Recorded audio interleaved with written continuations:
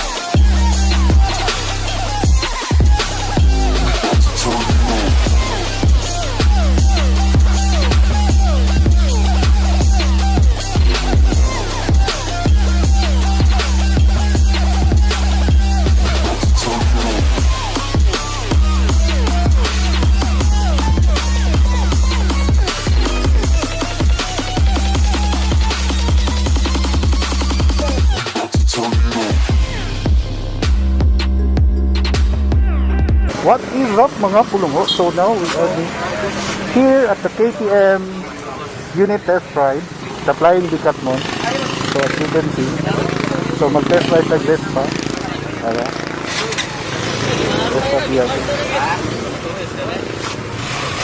Alright. So asay ka na rin boss?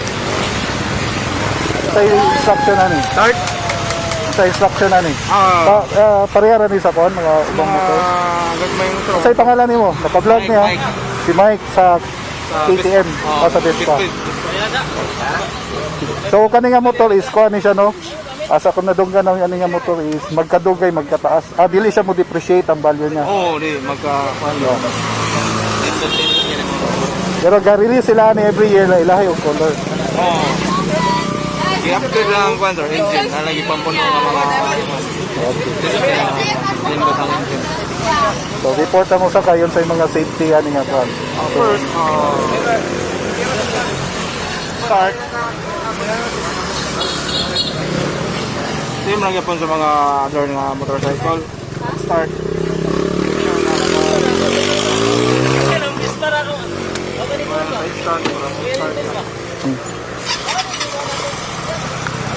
So parehas gapon siya sa ubang scooters na na-shake Oh, on the type switch. switch. Oh. Same lang. Pero ang iya handling mas wapo. Alright. So ato testingan. Thank you.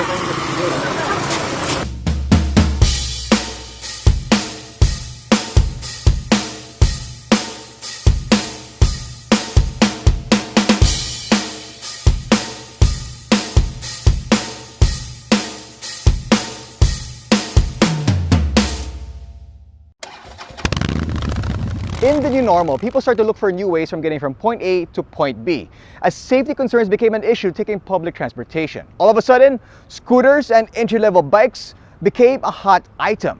So much so that AutoHub, the company that brings in Vespa, were surprised with the sales from the second quarter and third quarter of 2020.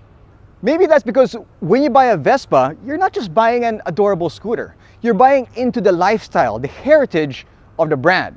Be on the ride.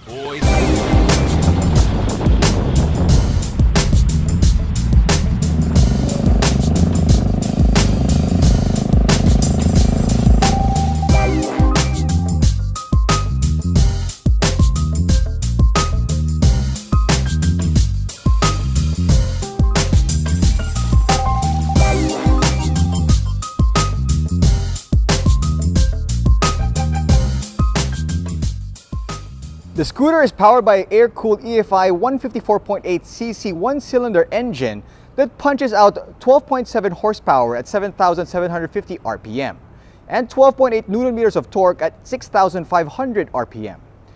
Keeping bumps at bay is a single-arm front suspension and a coil spring rear suspension. The tires are not very big, which means you are gonna feel the imperfections of the streets of the Philippines. The front is 110 by 70, the rear is 120 by 70, both on 12s. By the way, they're also tubeless. It has an analog digital combo instrumentation, which is a nice touch and gives you a modern yet retro feel with its analog speedometer. It also shows the fuel gauge, odometer, oil change indicator, trip meter, as well as an engine check warning and even your street riding modes. The styling is iconic and you can't go wrong with it. It has a little bit of a sporty touch with some classic lines. The back, I'm actually okay with. You can also put luggage here. So if you want to side hustle, you can do that. The bike is very solid with a monocoque structure for lightweight strength. The seat height is 790 millimeters. Getting around in the city would be the primary and probably the only thing I would do with this. And it's perfect for it. Turning radius is good, filtering is relatively easy, plus it's just twist and go. The curb weight of 124 kilograms is very light and manageable. It's easy, no frills, just get to your destination and look good doing it. So riding over these potholes and imperfect roads we have here in the Philippines actually isn't bad. I'm surprised it's more comfy than some of the other premium scooters out in the market today. Not gonna lie, I can see myself owning a Vespa one day.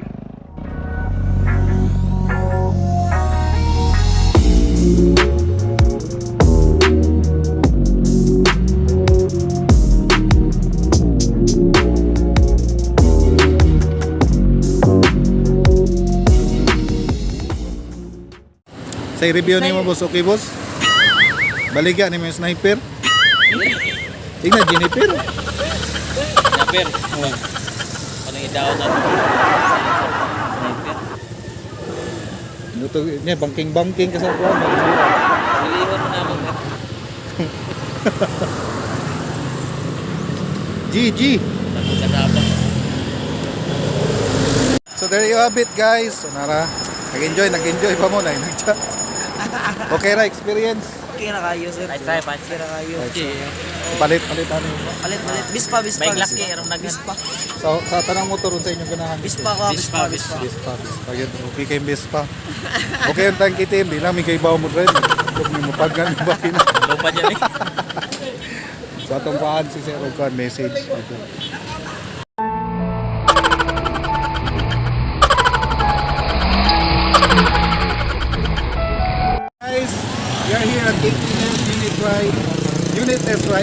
Flying Decathlon. So we are inviting you. I am here with Sir Daryl. Hi, I'm Daryl. We're inviting you to evmard by Motorace.